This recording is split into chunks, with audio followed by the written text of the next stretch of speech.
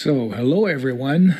Today's session of the International Crimes Investigative Committee will have two really cool guests. One of them is Professor Dr. Martin Schwab, in my view, the best lawyer in the world. He's a professor of law. He just won another case today, a corona case. And Meredith Miller.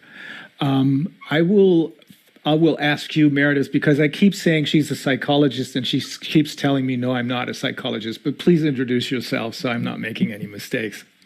I'm a holistic coach, so I work with the body, mind, and spirit, and I help people recover after abusive relationships. And you have drawn many parallels between the abusive relationships that you're dealing with on a professional basis and the situation that we're living through or have been living through for the past 3 years almost.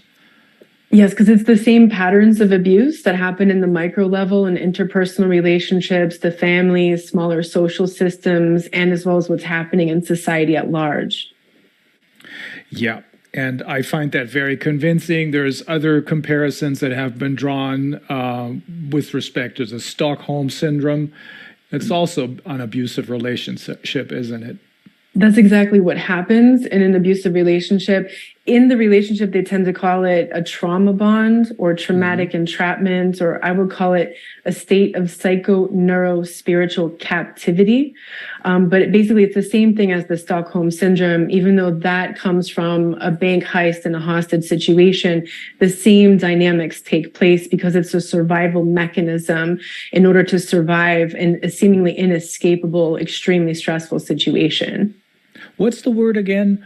Psycho-neuro-spiritual captivity. So it's a state of captivity that we experience psychologically, neurologically, and spiritually. That's why the holistic approach that you're taking makes so much sense. I think it's the only way to go, actually. And there are many doctors. One of them is a good friend of mine from the town of Göttingen, who almost gave up practicing medicine some 20 or 25 years ago because he realized that his allopathic approach wasn't doing any good. He told me that he felt that he was doing more harm than good, and he tried out natural medicine or a more holistic homeopathic approach, and it seemed to work. Then at first he thought it was just a placebo effect he was witnessing. He tried it out with animals and it worked too.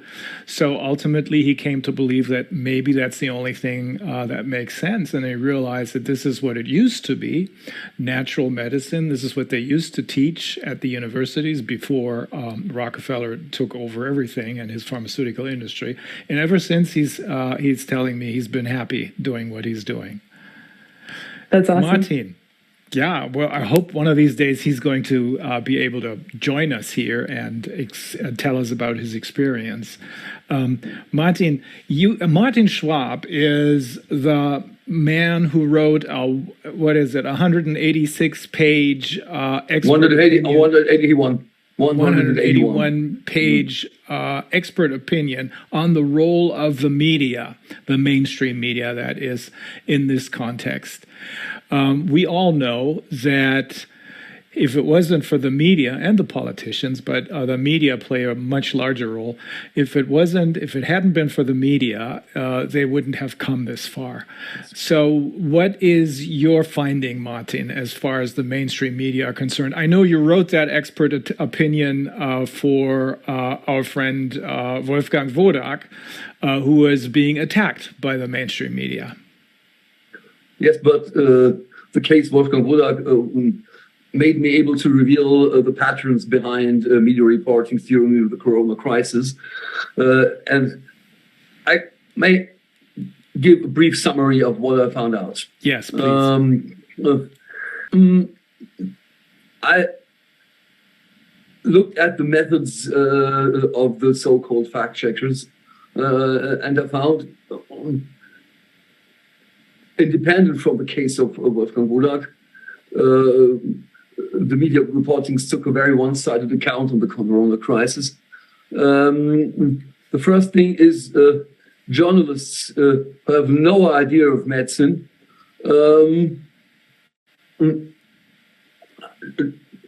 try to put themselves into a position in which, from from which they could decide this is an expert who is right and this is an expert who is wrong, but without providing adequate expertise themselves.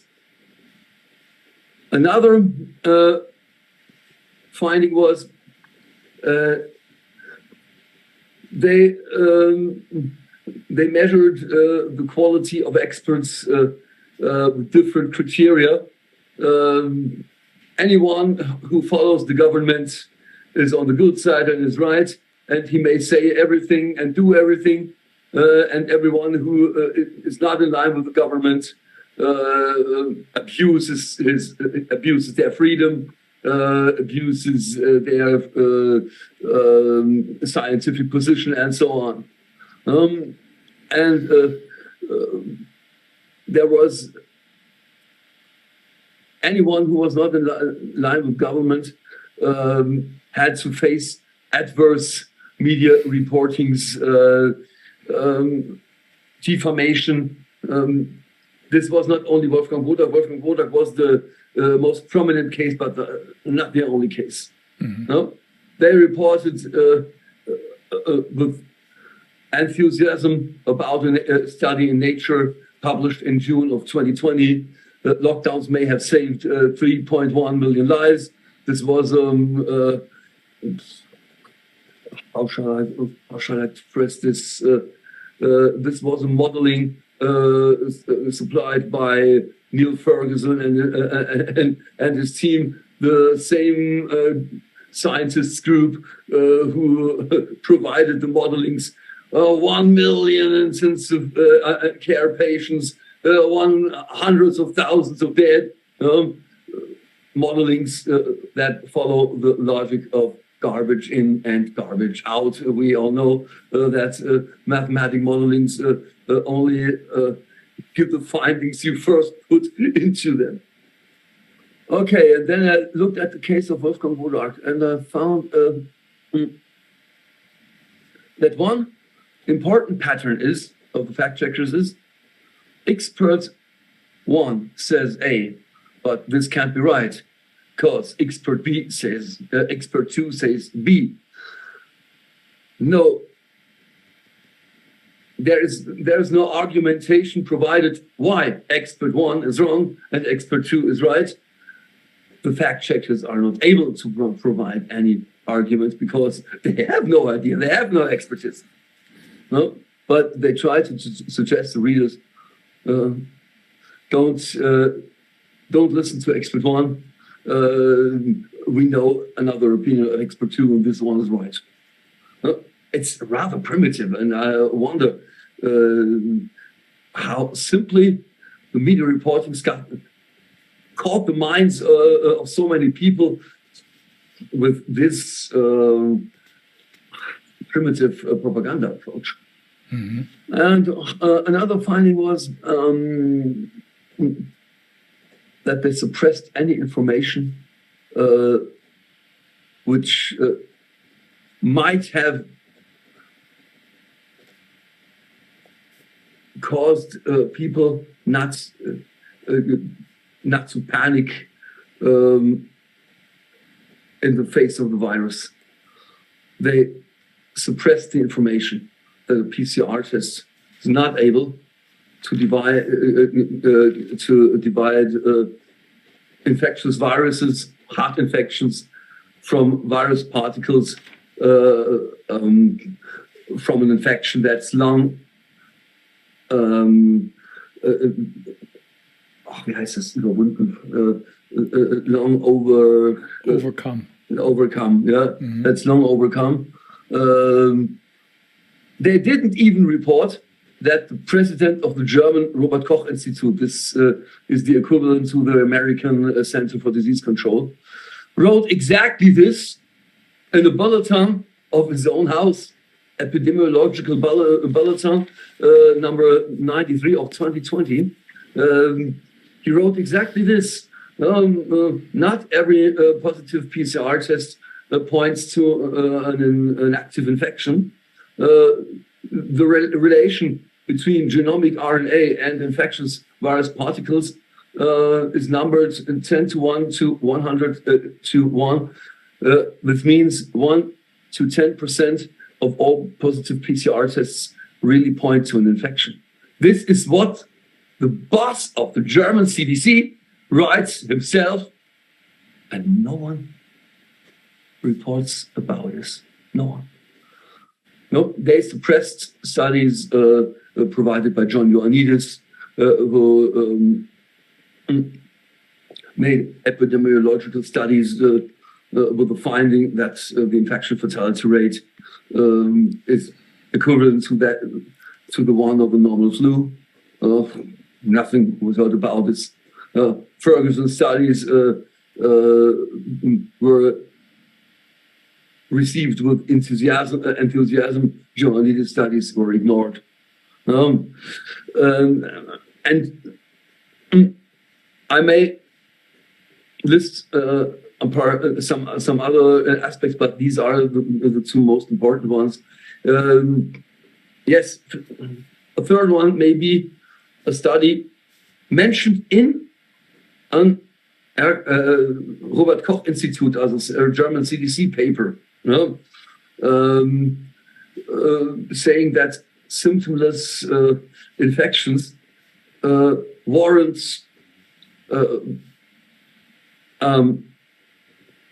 political attention, but further research is urgently needed because there's no real evidence of infections of virus transmission that's coming from patients without symptoms.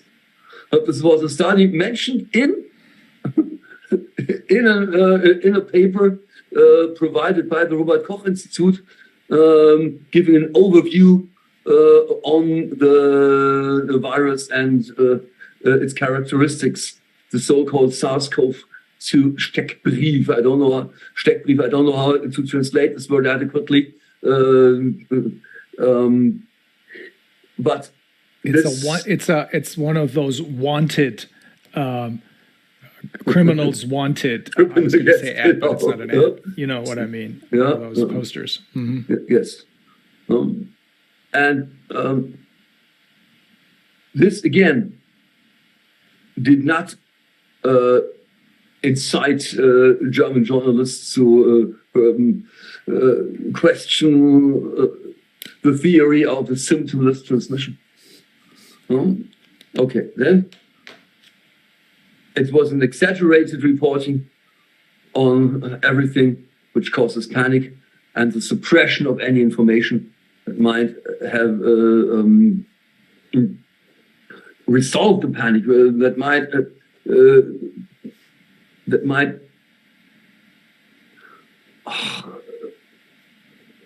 might take the worries of the people away. You know? Mm-hmm. Yeah. Okay. Another method of the fact checkers that even hits Wolfgang Wodak, but it hits everyone. It's the method of guilt by contact. Mm-hmm. And this method appears guilt by association. Guilt of association. Okay. Please forgive me if I don't get across the adequate English words at the moment. Don't worry about it, Martin. We understand. What I'm saying is this guilt of association appears in different sub-patterns. One sub-pattern is Wolfgang Wodak gives interviews to the wrong channels, media channels, to the media channels of conspiracy theorists. He talks to people he shouldn't talk to, and so he is not being taken. He should not be taken for serious. Mm-hmm. This is one of the patterns. Another pattern is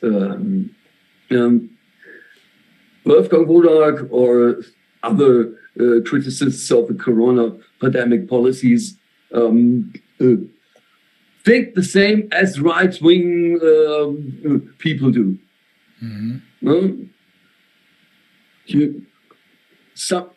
A special thought cannot be right because it's the same.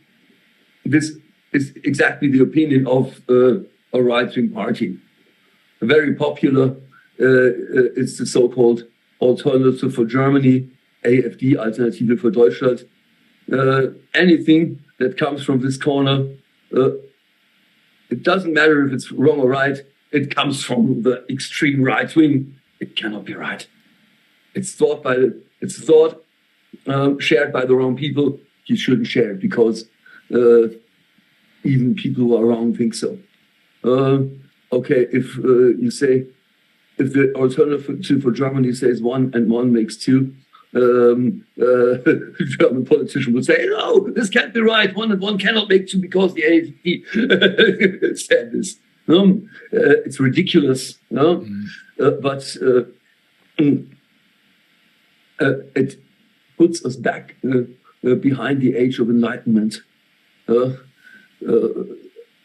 If an argument is good or wrong, is right or wrong, it doesn't care who said it. It's just you can prove evidence of it or not, but it's not the author of an argument or a fact, but only the discussion itself. Okay, don't think as the wrong people do. Don't talk to the wrong people. And if you do, you are suspected to be a right-wing or Nazi himself. This pattern made its way through the whole of media reportings, and it was used at an inflational way because the more the so-called pandemic moved on, and the less arguments the governments and and the mainstream media reportings could provide, the more they found it necessary to put anyone in the right-wing corner who was not in line with the government. So we face the situation that we are the right-wing corner. If you want to get a seat in the right-wing corner, you have to hurry because it's getting rather narrow there. Because there's everyone who's put into the right. It's more and more people who are put there.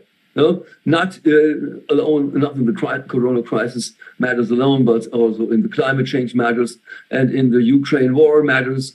Anyone who doesn't comply with the government's line is put into the right corner. And even normal people who wanted their lives back, were put into the right corner because there was in these 1 million people, we saw 2 guys with Nazi flags.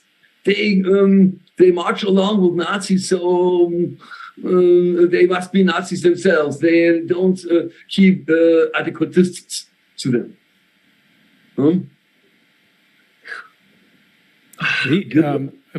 Meredith, he's referring to 1 or maybe 2 of the largest rallies we've ever had in Germany. That was in August of 2020, when there were well over 1 million people rallying in Berlin. And this has been verified by a former police officer who is trained in making the right estimate.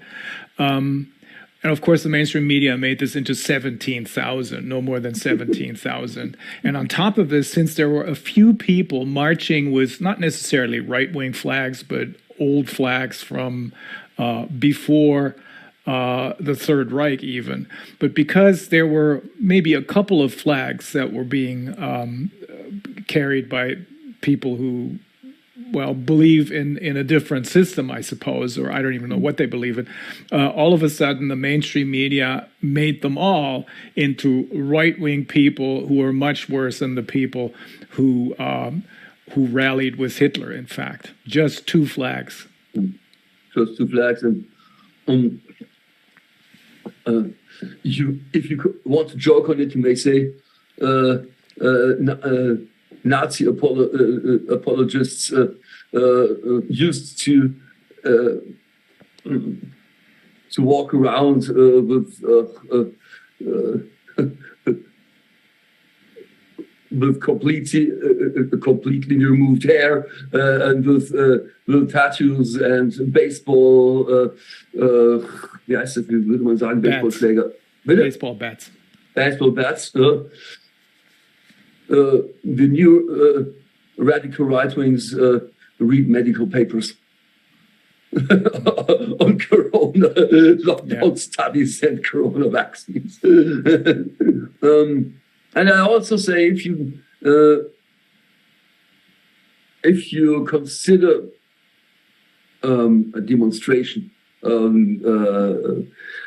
illegitimate because some right-wing people are among them, you give the right-wing people a mighty position, the position to decide whether the whole rally is legitimate or not. And if you give right-wing, the extreme right-wing such a mighty position, you have to think about your own relationship between right-wing thoughts. And I say to journalists and anyone who tries to move along this narrative, get yourself clear on your own relationship towards extreme right-wing thoughts, and if you're ready with this, come back to us and start discussing. Well, yeah, if this were true, a few people poison a whole crowd of rallying people of maybe a million, then it would be so easy, and in fact it is, so easy for the other side to simply stage such scenes by infiltrating rallies with a couple of people who are bearing these what are supposed to be right-wing flags, and then all of a sudden the whole crowd would be right-wing. It's ridiculous. It's obviously ridiculous. And the media reportings in advance to these rallies sounded like this. If you go there, you will get acquainted to, or you will march along with extreme right-wing people. Better do not appear there. You might get into guilt of association. Mm-hmm. You might catch the accusation that you are right-wing yourself. Protect yourself from this. Don't even go there. Don't even go there. But even the politicians did that. The governor of Bavaria, he said the very same thing, to discourage people from going there. So journalists and politicians put themselves into the position of a moral instance. I'm the one who decides if you may get there or not, and if you're good or bad. I always say a state has not the task to divide their own population into good and bad. A democracy consists of discussion, seeing eye to eye, but not allowing anyone to think they are better than others. Everyone has a right to their opinions, obviously. Yes. Both and there is no American good or no bad opinion, and no institution within the state to divide opinions into good and bad. Mm-hmm. But exactly this happened, and this made its way into court decisions. When a rally was prohibited by a court order, because it was an anti-corona policy rally. You even could read in German court orders. These are the corona deniers. These are the lateral thinkers, Querdenker, lateral thinkers. I saw this in an English translation of a German media reporting shortly. They don't keep to any. They don't stick to any rules. They won't wear masks. They won't keep their distances.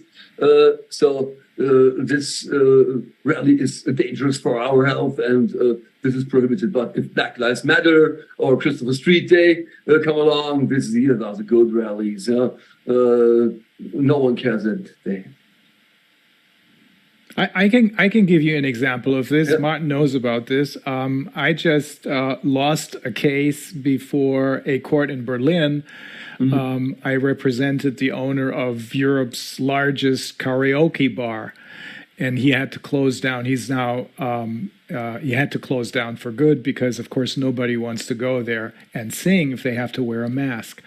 And I sued Dresden, who's the inventor of this brand new version of a PCR test, because he knew that he was lying to the people when he said that his version of the PCR test would certainly show us who is infected and who isn't. He knew it because in 2014, he gave an interview in which he admitted just that. A positive PCR test doesn't mean a thing as far as infections are concerned. So I sued him, and I gave them all the evidence. I offered all these witnesses, expert witnesses, who would testify to the effect that, of course, PCR tests can't distinguish between dead and live matter, that you need a whole virus in order to be infected, and this test never does find a whole virus because whatever goes into the machine and is then magnified is destroyed or squashed or mushed before it goes into the machine. So the machine only tests positive to fragments of a virus, not a whole virus. I offered this evidence. I explained in great detail what experts like Dr. Mike Yeadon, Professor Kemmerer, and others, Dolores Cahill, had said.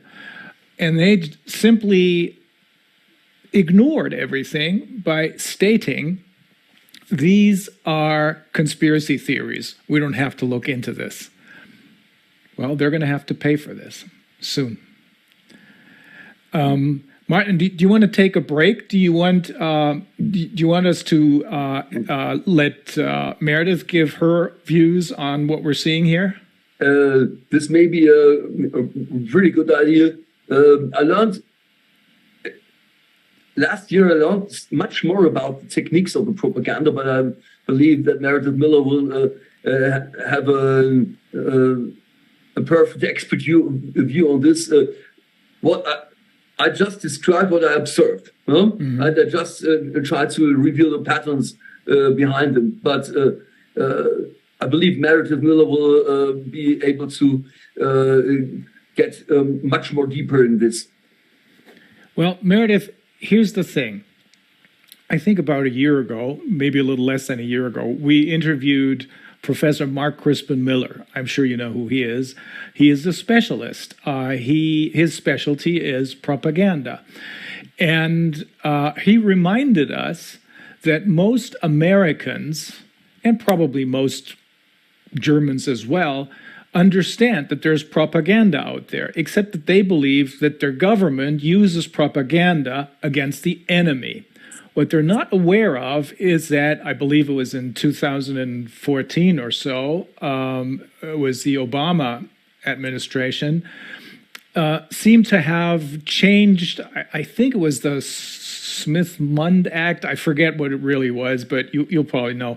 They changed it so that propaganda can now be used against your own population as well.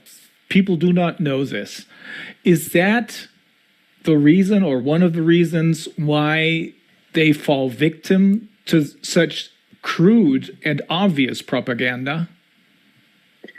I don't know if it has to do with the fact that the government legalized propaganda with that act. For me, I look at it as information control. So the censorship, the propaganda, these are forms of information control. And information control is reality control. So in early 2020, that was the first warning sign that abuse was taking place.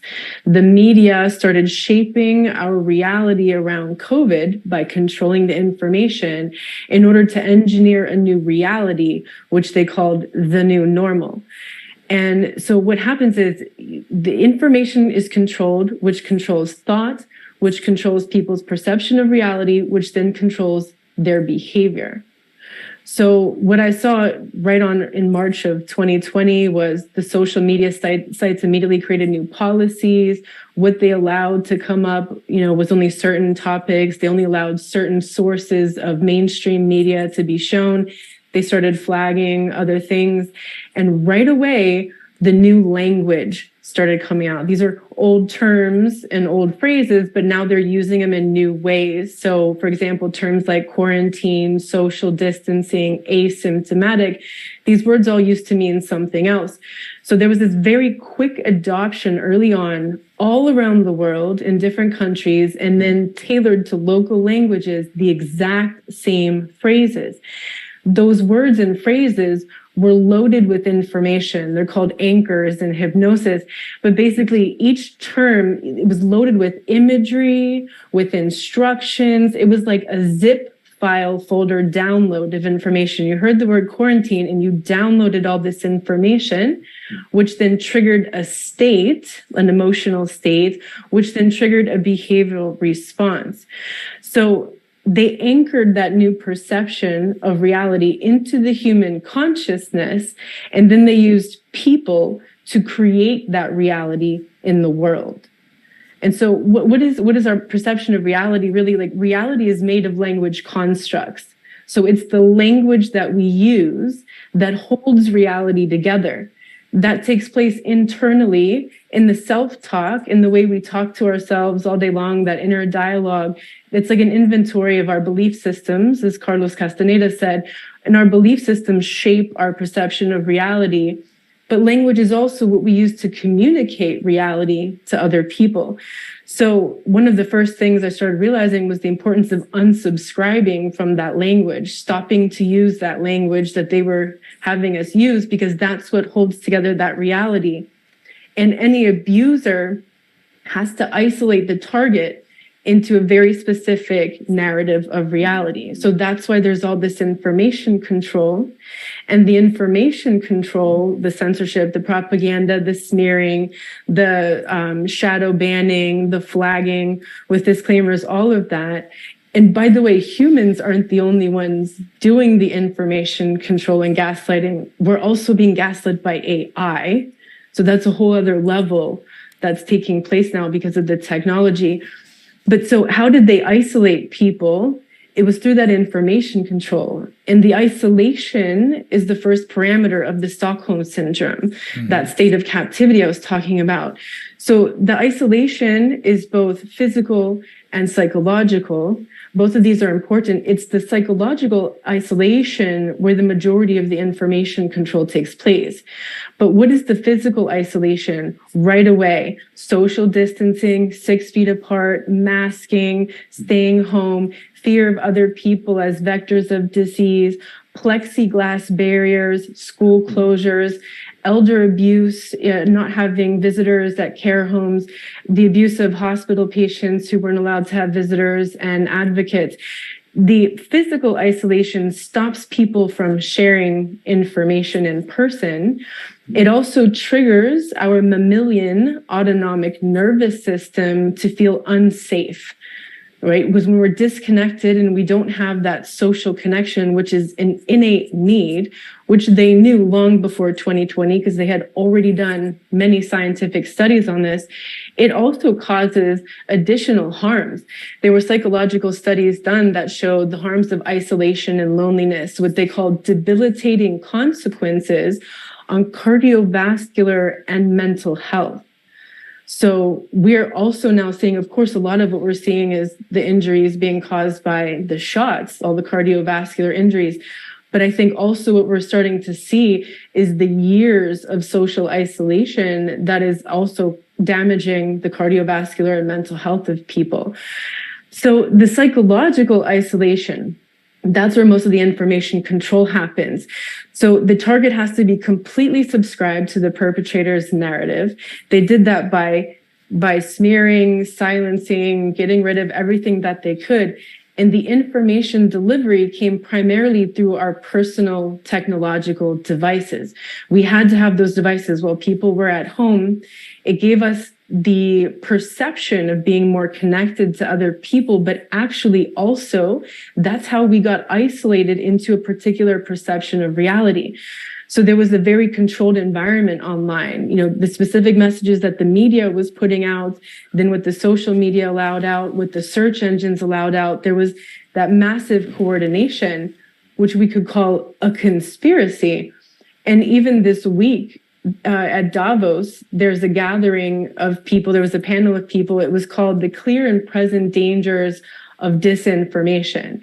They had media representatives, they had someone from the EU, someone from the American Congress, they had someone from an NGO that has to do with information access and outcomes based on the information access, which is another way of saying information control, though they spin it by saying the truth and protecting you from misinformation. But essentially what they talked about, it was a 48-minute session. Everything that they talked about, they got basically to the takeaway, which is that they want to use the social media platforms to decide which information gets elevated and which information gets censored. So they're putting that burden on social media. And while I don't think they specifically used the term Twitter, they were beating around the bush and dog whistling, basically saying that, any social media platform that doesn't do that job for them and promote the New York Times and the ones that they want promoted, they called them poisoned information ecosystems. And so, the whole session was so Orwellian, it was almost comical if it weren't so serious what's happening. And by Orwellian, I mean that opposite use of language. War is peace, slavery is freedom. What they call truth is misinformation, and what they call misinformation is oftentimes truth. Though they also, I think on purpose, conflated for example, people online who spread rumors about Brian Stelter when he left CNN being held captive at Guantanamo Bay. Obviously, those were lies, and misinformation, but they tried to conflate that with the people who are questioning the safety and efficacy of the shots. So what they're trying to say is, that's what you look like, that's what misinformation is. And during one of the questions at the end, one of the people in the audience asked, and she was a mother, she said, our kids are watching these lies and everything in the media and online. She didn't say the media, she said online. How do we teach the kids to recognize what's right and true and moral? And the New York Times person said, don't overthink it. In other words, don't think about and don't teach your kids to think about what's right and true and moral. Just outsource it. And he said, basically, just show your kids what are trusted sources, meaning send your kids to the New York Times. We'll tell them what's reality and what's true.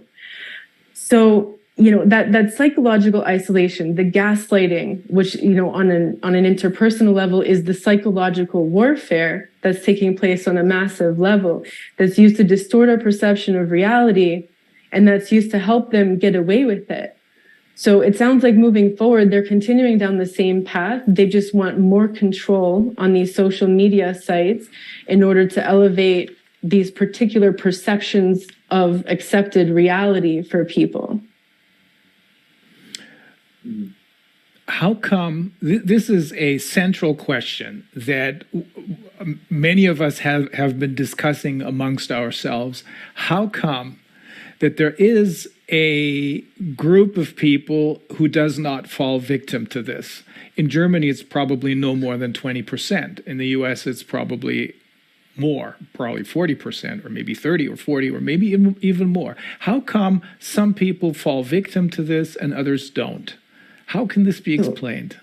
It's sort of like asking why some people would fall into an abusive relationship and others don't. Who is likely to fall into a Stockholm syndrome, which is where a target will learn to appease the abuser in order to survive. It's also called fawning. Sometimes we hear about fight and flight as stress responses, but there's two more. There's freeze and fawn. Mm-hmm. And freeze and fawn are both included in the Stockholm syndrome. So if a person doesn't have a strong sense of self, they can easily be confused and told who they have to be in order to be a good person. If they lack that sense of self, they could fall for the guilt tripping, tactics that were used, which is a big part of the covert abuse. Also, when people don't have clarity of their values and the boundaries to protect what matters. So maybe a person's value is health, but maybe they didn't have the boundary to protect their health because they, allowed the government or other people to tell them what they had to do for their health. Discernment is another thing. Discernment is less of a mental concept. It's more of a spiritual skill, which is often earned painfully through encounters with evil, especially the kind of evil that pretends to be good, which for the most part, that's what we're dealing with. People, organizations, et cetera, that are pretending this is what's for your good, for the public good, for your protection. So if you don't have the capability to discern, what they're saying is good for our health is actually not, or, this is actually not a good thing. It sounds like they're manipulating us. Also, people not taking self-responsibility, because sometimes, in fact, I think a lot more people were aware of the con or that something was off, but they didn't own the commitment to self-responsibility to take control of their health instead of outsourcing that to their doctor or to public health officials or to take the action that was necessary. So essentially, I think what they really played upon, and I've talked to other psychologists about this, is unresolved trauma. So psychologists are seeing that most of the people who fell into it are those with unresolved trauma that they're not dealing with. Whereas those who are aware that they have trauma from their past and are actively working on it, they're more likely to recognize it and be able to put boundaries up against to not go into that. And obviously, this doesn't have anything to do with the level of education that someone has or doesn't have. It's not. And I know it can be easy to say, well, these people are stupid, and I'm not above. I've had those thoughts myself sometimes when I get frustrated with people, but really it's not. And over the years of working with clients one-on-one, I had quite a few clients who were psychotherapists who fell into abusive relationships. I had clients who had PhDs in psychology. So it is not about education or intelligence. It's a survival mechanism that kicks in at a neurological level that often has to do with people who've already been through abusive or neglectful relationships. The nervous system was already programmed to appease that, to fawn in those kind of situations. Now, I asked this, I think, Professor Desmet, when he spoke about mass formation, and we also discussed that what we're seeing here is induced on purpose by people who have an agenda, by a group of, we know the panic papers from Germany, from the UK. I suspect that there's a similar one in the United States. They were written by certain people, psychologists, psychiatrists, sociologists, and others. And my question was then, who are these people? How can they do this? What's wrong with them? Are they also traumatized? I mean, how can you be so evil? I think there's probably a combination of perpetrators and enablers. So the perpetrators being the primary ones who are probably psychopaths or sociopaths who have a disorder of the conscience, which, they know the difference between right and wrong, but they don't have that sense of guilt or empathy that would cause them to evaluate the consequences of their actions on other people. They can do wrong and not feel the burden of the guilt, as I've heard psychopaths say. So I think that's a big part of the ringleaders. And then you probably have some people who are carrying out the bidding of those psychopaths, who maybe they're narcissists or maybe they're actually more like codependents, but because they're just caught into that, unresolved trauma of their past, they're enabling this abuse. Could also be that some people were compromised through blackmail. They did something illegal, really bad, and the controllers knew that, and so they used that information to blackmail them to do certain actions. So I think it's kind of difficult to explain on a generality. I think there's those complex abusive system dynamics that are taking place. Well, that'll be a surprise for many people because, I have a really good friend. She is a child psychiatrist, experienced child psychiatrist.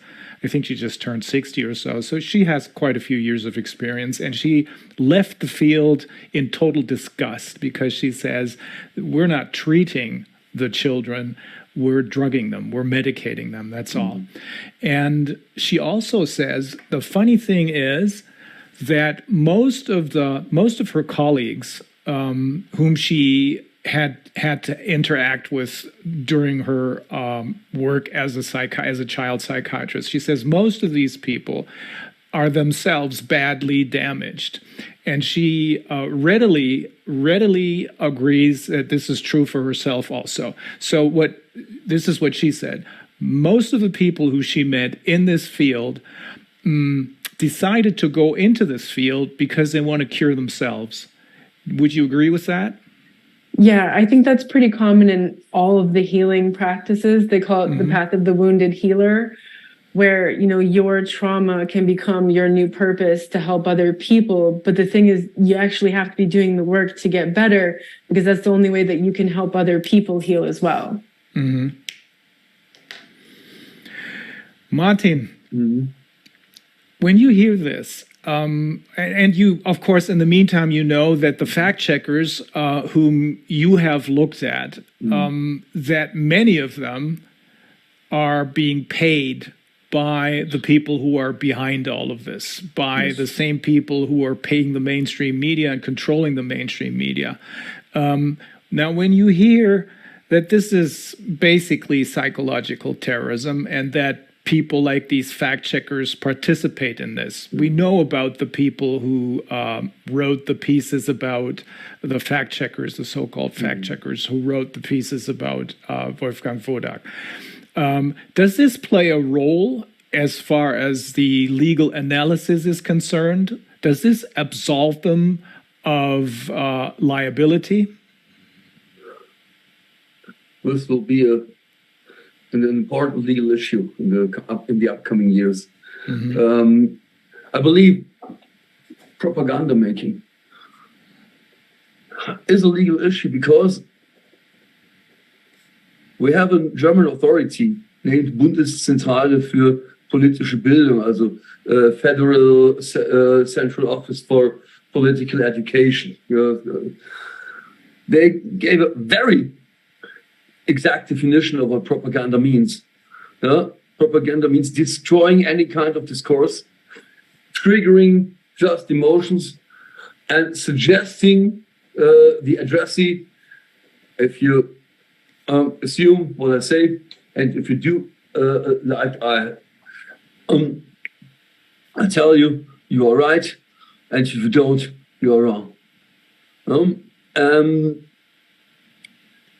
The destruction of a discourse is an attack on the democratic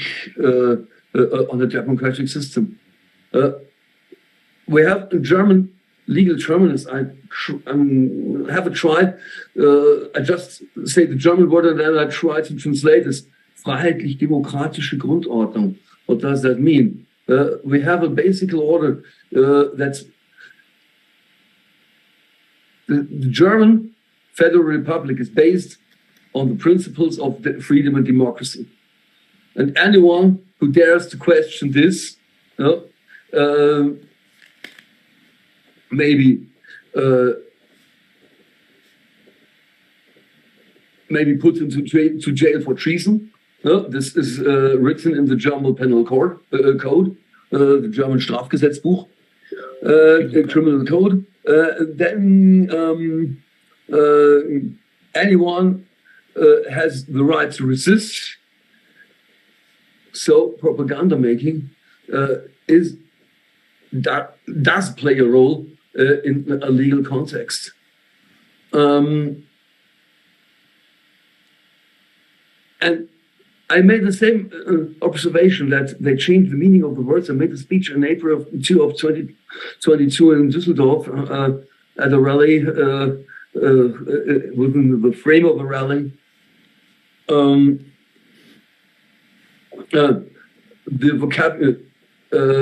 The phrase survival of the lockdown and mandatory vaccine propaganda. Who is a corona denier? I can't escape the accusation to be a corona denier just admitting that there's a virus and this may be dangerous to my health. I'm corona denier if I dare to question that no one is immune against it, if I dare to question that you can transmit it without having symptoms yourself, if you dare to question that a PCR test proves an infection, if you dare to question that our healthcare systems were at the edge of collapsing, if you dare to question that lockdown measures, mask mandates, and then so on, mandatory testings are the only adequate political response. This is, if you dare to question only one of these claims, you are a corona denier. No?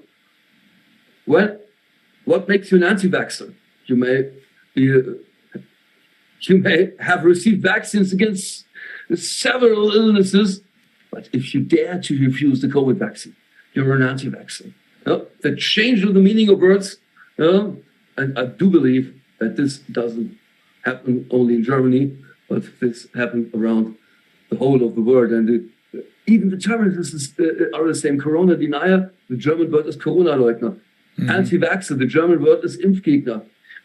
Lateral Querdenker, this came from the German rally scene, and this was translated into lateral thinkers. They even use the same words, and they repeat it. And what I learned from a former journalist of German mainstream media who long left her job and now does something quite different. She had quitted making journalism long before the corona crisis broke out. She taught me that propaganda lives from contradiction. If the German health minister Karl Lauterbach today says, well, this is this, and today this is quite another thing, these self-contradictions are part of propaganda. If you want to destroy the discourse, you have to confuse the people. How do you confuse the people? By TV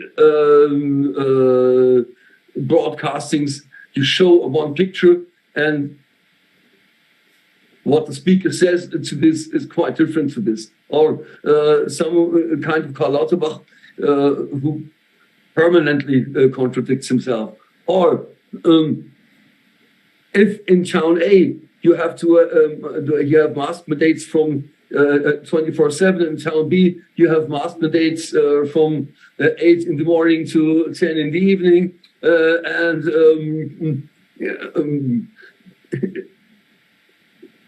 and so on. The mutation of the corona rules was quicker than the mutation of the virus themselves. It's all part of confusing the people. It's part of propaganda, and this attack on the human mindset, this attack on the ability to exchange arguments, is an attack on democracy. And this is what we have to work out in the upcoming years. I always say the right of resistance against attacks on democracy and freedom doesn't mean you're allowed to throw stones or even to stage any shootings, but the maintenance of freedom and democracy has to be considered a fundamental right, such as the right of my physical integrity, such as the right of freedom of opinion, such as the right to gather for political purposes, such as the right of free conscience, such as the right of choice of my religion, and so on. And this has to be a right that may be defended before the courts. The only obstacle we have to overcome will be that many judges in Germany are subject to the propaganda themselves. And I tried to make an analysis. I'm not a psychologist, but what I observed is that many judges who seize this career opportunity are not driven by idealism, are not driven by the wish to contribute to a functioning constitutional state, not by the wish to contribute to justice to be done to the people, but it's personal security. After 3 years, I can become judge for lifetime. Well, I have a regular income. The workload is somewhat agreeable. You can handle it because there's no real quality control. You are measured by the quantities you put out. There is a quantity of cases, of incoming cases, and the quantity of cases you have finished must be at least the same. And then you've done a good job in within the scope of the quality management within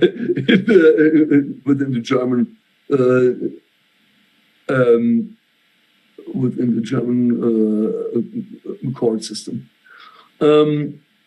So, but at first glance, Martin, when I look at the examples you're just giving, for example, if you look at a judge who simply plays along because he doesn't want to ruin his career, I don't think he can get away from his responsibility, from his legal, both criminal and civil responsibility. Because at first glance, this person knows what he's doing and he can control what they're doing. So in a criminal sense, there's the old McNaughton rule in US criminal law, which says if you don't know what you're doing or if you can't control what you're doing, then you can plead insanity. Of course, you're not, there is no justification for what they're doing, but then you look, maybe he's insane. That's where most of the criminal cases play out in real life. But I don't think people like this, the example that you just gave, someone who plays along because he doesn't want to ruin his career, because he doesn't want to get in hot water. Someone like this knows exactly what they're doing and they can control what they're doing. They just don't want to uphold the rule of law because they don't want to ruin their career. I think this is not a good defense. I'm not sure if this is, I didn't give it a legal assessment just before I did. I just tried to share my observations because judges who seek for personal security are susceptible to propaganda promising security. This is what I think. No? I had a phone call with former students of mine from my time when I was a professor with a legal department at Freie Universität Berlin.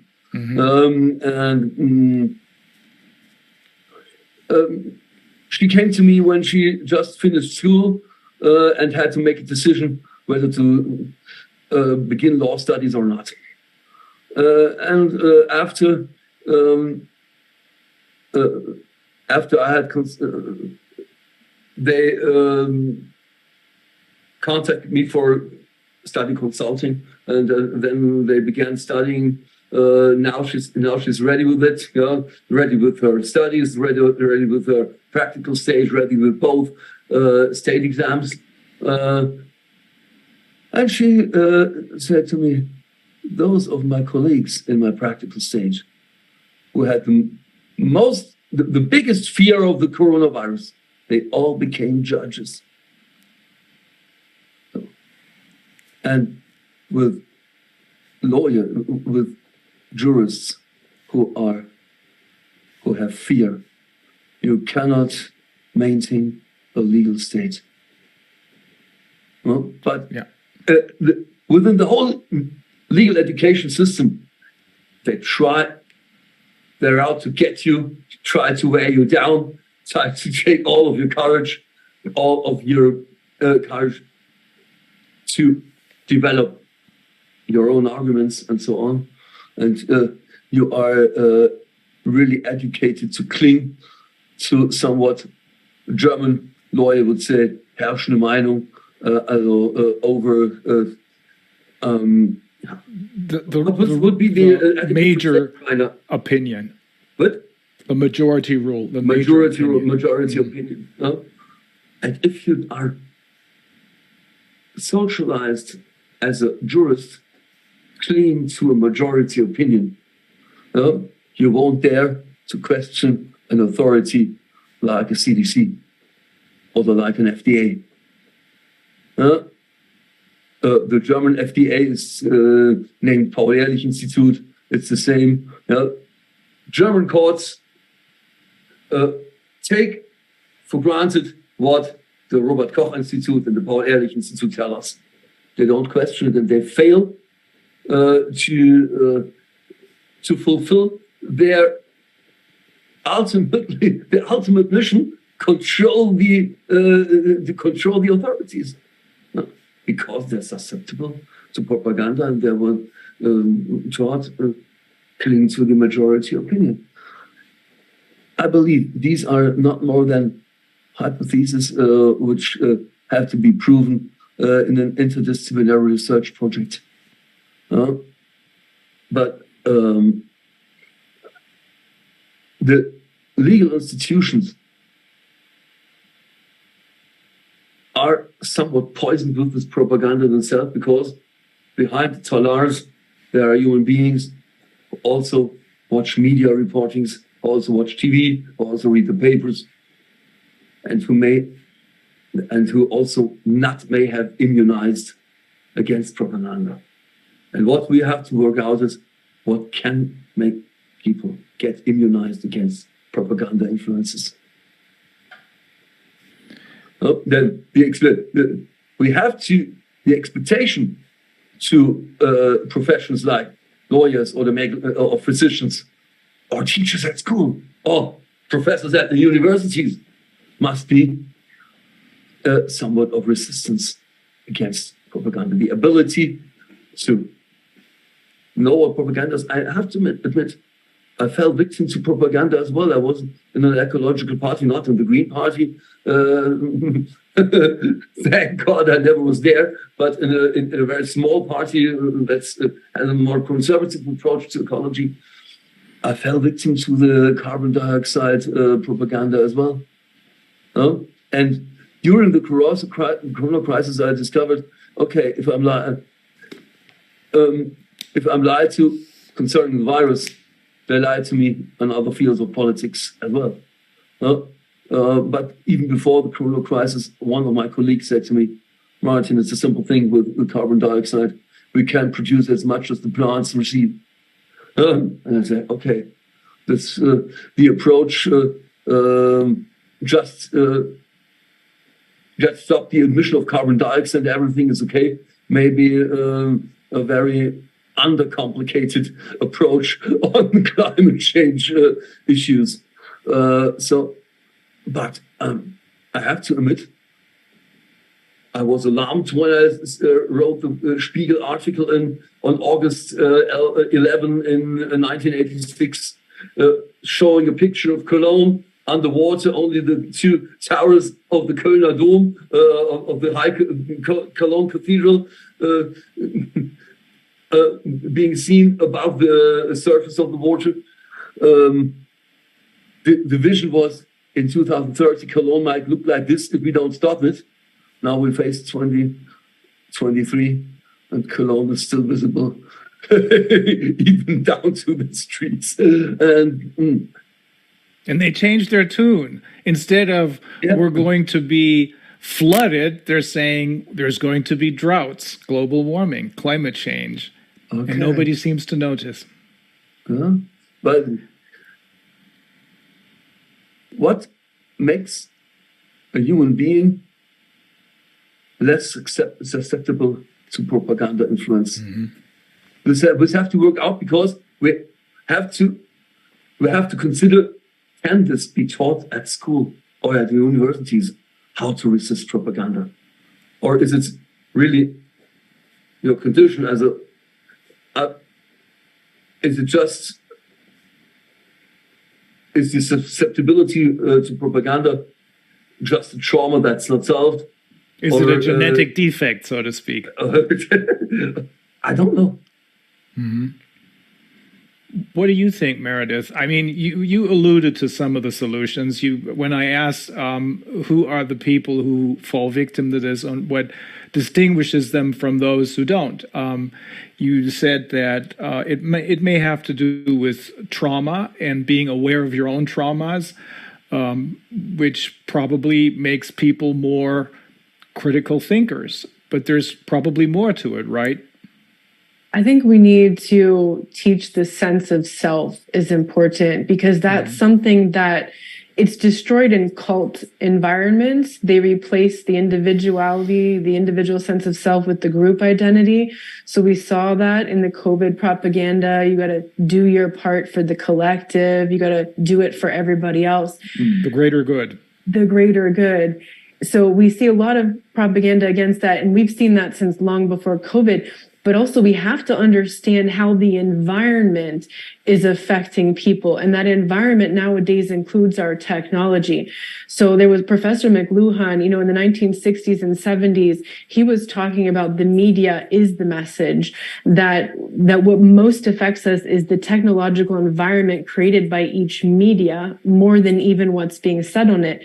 All of this social media, all of these devices that we have, it's erasing that sense of individual self. So this is something that would need to be strengthened in children if we're going to, educate a new generation to be immune to propaganda. And also teaching people, starting from childhood, to identify their values, what really matters to you. Because when you know what matters to you, then you can set standards and boundaries to protect that. And that's how you build a sense of self-worth, which is your greatest immunity to abuse. Because the abuser always wants to degrade your sense of worthiness. So I think the biggest challenge for us is this technological environment that we're living in right now. And that's going to be something that we need to reach these kids, because that is their main environment. I'm from Generation X. We're basically the last generation that remembers life before the internet and social media. Now these younger generations are coming right into that. It's an extension of themselves. So this is like a sort of a giant philosophical question that needs to be addressed in society.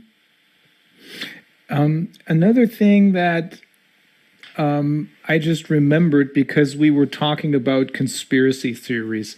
The term conspiracy theory was invented by the CIA. I learned a couple of years ago, I think, invented by the CIA, by the deep state, to frame others or other people's opinion in such a way that no third party will listen to them anymore. To basically chill free speech. In essence, that's what it is. To keep people from announcing their opinions when they're not in line with the, I guess you could call it, the official line. Is that correct? Is it really true that this is invented by the CIA after World War II, I believe?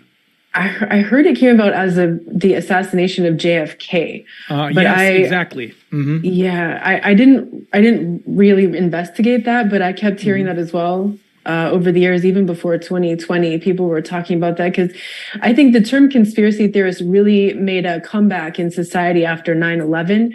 So anybody who was challenging the official story on that was called a conspiracy theorist. And that, like you said, it's a smear campaign. It's an ad hominem attack, and it's used to discredit the person. Therefore, anything they're saying must not be true, and it's therefore debunked. So what can we do in order to immunize ourselves? Well, this is a rhetorical question, because we don't have to teach ourselves how to immunize ourselves from the effects of propaganda, because we're not perfect. But I do believe that over the last 3 years, and maybe before that, you and I and Martin, we have been maybe a little more sensitive to this kind of manipulation than others. But how can we teach others to not fall prey to this psychological terrorism just by going forward and exposing the lies so that people become more critical. Because there's a German saying that is, he who lies to you once cannot ever be believed again. And when this is my experience, my personal experience, when I understood pretty much at the beginning of the Corona crisis, while I was still at my ranch in California with my wife, when I understood that we were being lied to in one respect, I didn't trust anything that these people, the politicians and the mainstream media, had been telling me for a long time. I began to ask myself, well, if they're lying in this respect, maybe I should take a closer look at all the other things that they've been telling me. And now, in the meantime, I've come to the conclusion we have to have serious doubts about 9/11, even the landing on the moon. That there are some serious problems with that as well. Global warming, of course, Martin just mentioned it. I used to be completely in line with the government as far as global warming or climate change is concerned. And now, of course, after having listened to the experts like Professor Dr. Patrick Moore, who is the founder of Greenpeace and he's not just an activist, he holds many degrees, and he told us that it's a sham, it's a lie. The founder of the American Weather Channel, he too said this live on television, on public television, CNN. So is that the best way to go about it, to show people that they've been lied to so that they're going to be more critical of what they're being told by their mainstream media and their politicians? In my experience, that approach doesn't necessarily work with people who've been abused. They're not open to that information. They just don't want to know. They kind of have to get to that point spontaneously by themselves on their own, have some event that shatters their reality, some kind of disruptive truth in which they can no longer unsee what they just saw, and then they start seeking information. Otherwise, and I see this happening a lot with parents who want to wake up their adult children in abusive relationships. The more they push information on them, the more the adult kid runs into the arms of the abuser and defends the abuser more and attacks the parent more. So it often backfires. So I think trying to approach the people who aren't aware of the propaganda or who think that propaganda, like these people on the panel yesterday at the WEF, they think propaganda is just whatever Russia says, so you really can't reach people like that. And I don't mean to say in a pessimistic way they're a lost cause, but I mean, focus your energy and efforts on those who are receptive to the message. So if people are receptive and people are asking, okay, I see what happened, I don't want to fall again in the future because obviously there's more propaganda and more of these campaigns are coming at us. What can we do? Well, first thing is we can look at our own thoughts and our own behavior. Why am I doing that? Why do I think that? Is that really my idea or is that an idea someone else planted in my mind? Why am I making that behavioral decision? Where is that coming from? Is it coming from a certain thought, a certain emotion that I have? Where did that emotion come from? What triggered that emotion? We become more aware of ourselves. That gives us a greater agency in our life to make better decisions. Because when we're on automaton behavior and we're just making decisions that are poor decisions, either based on being misinformed or uninformed or receiving some kind of propaganda that created an automatic reaction, then we're not really taking control of our life. Awareness. Yeah. Yes. Yeah. Well, I was asking this question for personal reasons because our daughter, she knows exactly what's going on a rational basis, but she's been going to dentistry school for, 6 years or so. And now that she's finally through with it, she wants to make a living off of that. She wants to be independent. She wants to make some money, even though she understands that if she works in this system, she's not going to be happy. She understands this on a rational basis, but I guess you need an emotional understanding as well. So we're not going to try and push her by giving her too much information because she knows already. It'll have to work some other way. Sometimes too, asking people, when say somebody in an abusive relationship or in this situation, she has this idea of her career and her future, what is it that you love about that person? What is it that you love about this career, this idea? How do you imagine your life to be? And make sure that what she's saying is aligned with reality. One of my friends who has a lot of comorbidities, who really is one of the vulnerable people that needs to be careful, with the situation. She wanted to go back to school to study sonograms or something like that. And I said, so, she also got injured by the vaccine. And I said, so think about it. Are you going to go through all this training and spending all this money and time and effort into a career where maybe they're going to force you to take more injections, where, you're going to be around all these other people? Then what if there's another pandemic or something that they push through? Is that really going to be the life that you want to live? And she said, wow, no, that's not. Like, I need to work at home. I need to have a home office kind of situation. So sometimes helping the person envision where that's really going helps them see through the assumptions that they've made that may not be true in reality. Very good advice. Thank you. I'll use that. And I think it's going to work too. Martin, is there anything we need to add to what has been said already? Is there anything that you, from a legal perspective, believe is so important that people need to know it with respect to propaganda? We're just at the beginning of the discussion. First, we have to convince people that they were subject to propaganda. And I sometimes thought about what might change the majority opinion within the court system. And there's one thing a judge is always angry about, and this is if he realizes that he has been lied to. Then I have to concede one thing. Even if judges seek personal security, the motivation is not the same with everyone. It's just an observation I made throughout the years by talking to talk about the graduates who made their studies at my university. They want to make a right decision. They claim that what I'm judging now is right.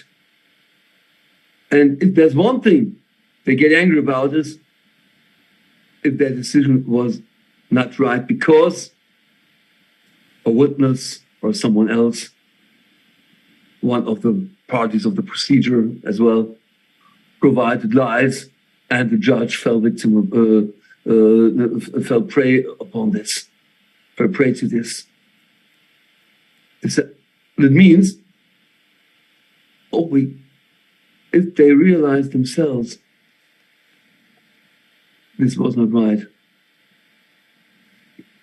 maybe if there are more victims of the COVID vaccines, for example, and they realize, okay, the propaganda and reality, there is a gap we can't explain. Then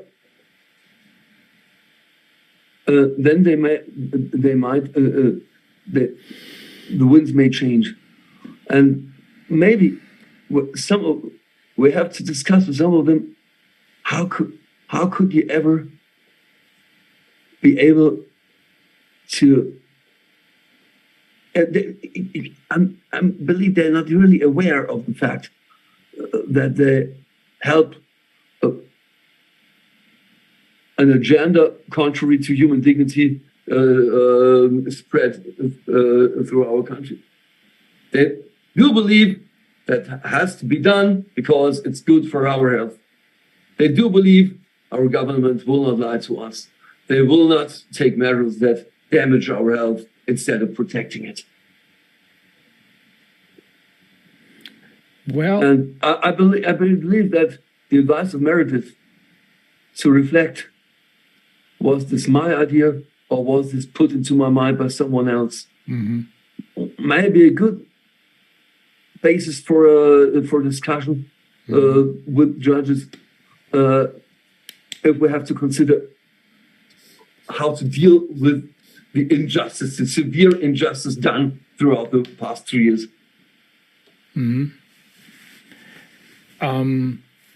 With respect to the judges who decided in favor of Drosten in the case that I referred to a little earlier, who wrote in their opinion that they don't have to look into any of the evidence because this is clearly, that's what they wrote, clearly conspiracy theory. I'm absolutely certain that they know exactly what they're doing. I'm not going to let them off the hook. But I have a final thought maybe. Over the last couple of weeks, more and more people are beginning to think, oh, this there are chinks in the armor of the other side. They're having to admit so many things now. And here's a warning from me.